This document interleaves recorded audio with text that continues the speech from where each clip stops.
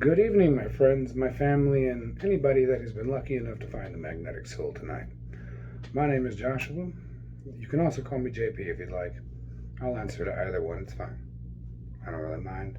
Just don't josh with me, okay? Don't joke with me. Because I won't joke with you. I'm not here to give you a turd covered with powdered sugar in the form of a brownie and try to pass it off as one. When at the end of the day, it's still nothing but a turd, anyways.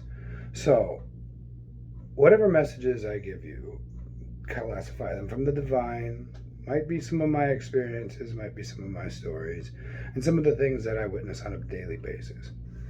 Needless to say, I also want to just take this opportunity to thank everybody out there that is working hard on themselves and doing a wonderful job at raising your frequency and vibrations.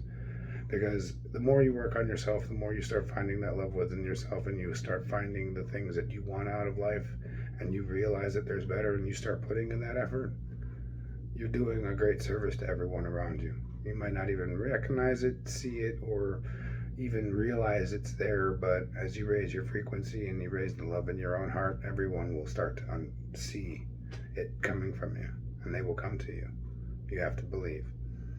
Now, the magnetic soul was created on a very simple concept of the fact that we are electromagnetic beings. Our brains are electrostatic in their construction and creation because it's electricity that basically makes the neurons fire. We've already identified that in science over many, many generations, and if you really want good sources to understand how the human brain works, check out Dr. Joe Dispenza's work. That's all I'm going to say. Anyways, but we've also found out recently that through the HeartMath Institution that the heart is 5,000 times more powerful than the brain. But the heart is magnetic in its nature, and this is also where the soul resides.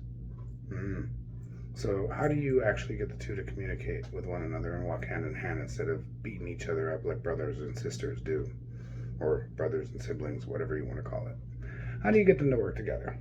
Well, first off, you have to understand that you're out of balance in the first place. You can think about all the things that you want up here, but you have to feel it here first, and that's how the law of attraction works. But we're not going to get into that today. That's a topic for another discussion. I just thought I'd give you a little hint that yes, you have to have heart and mind congruence for what you want. But needless to say, the other things that I wanted to give you were maybe some of the lessons that I learned along the way when I was a very young child, when my mom realized I had come into my awareness. I was given my gifts at a very early age because of a near-death experience that I had that, well, almost claimed me. Put it that way. Yeah, very close. I'm not going to get into the story of that. That's another one for another time, my friends. But tonight, one of the lessons that I want to tell you, and it's Becoming Aware 101. The first thing you have to do is pay attention to everything in your environment. Everything around you at all times, and you have to pay attention to how you feel around certain people. My mom always told me to watch and observe and pay attention to things, because when you start paying attention to your entire picture of life, instead of looking at just the details in a narrow-minded focus, it allows you to see things in completely different contexts. Take the environment that you're looking at. And yes, your brain is just like a supercomputer, so you can do a screenshot and do that envisionment where you have that moment. But then if you open your eyes 5 seconds later, even though it might look the same to your naked eyes, there's something different in the environment, and even your body will pick up on it in a spatial location.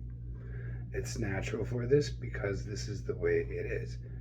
Prime example of this is the old cartoon books that they had to literally draw each frame with tiny, small smidgens of differences. But when you put them all together, I mean, when you're drawing it out at first, it doesn't look like much. It doesn't look like it's really going to do anything. It just looks like the same character, almost in the same still, except when you put all of them together and you flip it, now the character moves. It's walking down the road, carrying his fishing pole, whistling Dixie, whatever it is, But that's how life actually is, too. You can do this with your mind. But when you actually take, instead of narrowing your focus onto what's really going on in front of you directly, but you open up your perception to everything around you, because your peripheral vision, if you actually have good peripheral vision, you will see your hands behind your head. It's just the way it is. But you have to be able to take it from this focus, this small square, and you have to be able to broaden it. And the only way to do that is to consciously pay attention to everything around you at all times. When you practice this, if you are sitting somewhere in, like, let's say a park, for instance, you're sitting on a park bench, and you just start watching things, watching the people, watching how things are unfolding, watching how energy is moving. Let's just say it like that, because everything is energy anyways, and it's always in motion, and we're always in motion one way or another. So you see all these different forms of energy in motion, right? But if you start paying attention to just the big picture, you're not going to see everything. It's like taking a look at a painting. You have to take a look at the painting in the beginning when it's first being created, because it's like, what is this? I don't even see what the artist sees. But upon completion of the painting, with all the fine details, the intricacies of everything that it makes, that's where you get the bigger picture. So how do you do this? You basically look at what's going on in your environment, take a look at a situation. This is where you use your narrow focus. You take a look at a situation, but then you expand it out. You look at it in a different perspective, back yourself out of it.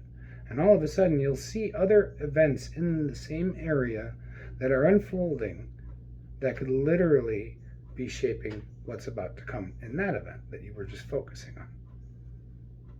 I know it sounds like a lot of woo-woo, but if you try it, you'll find out it actually does work.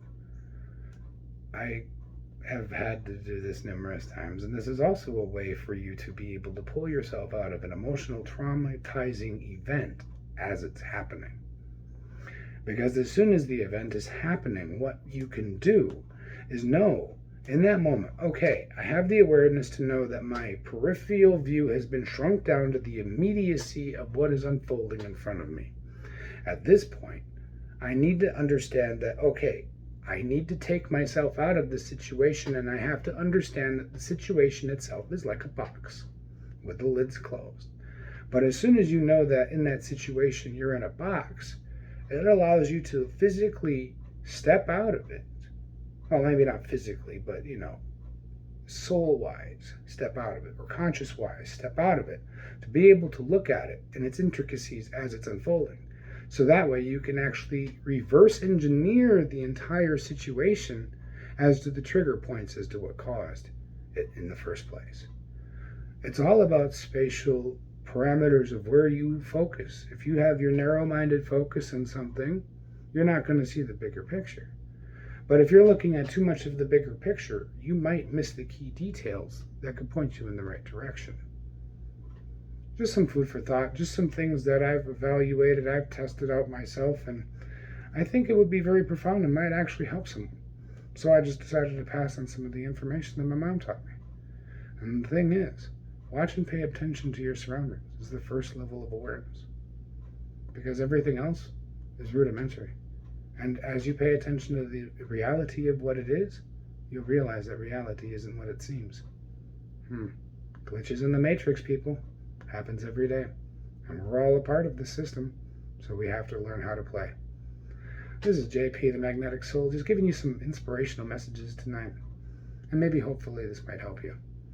If you have any questions, feel free to leave them in the comments below, and I will answer them as gracefully as I can. Thank you, and have yourself a beautiful evening, y'all. Much blessings and prosperity.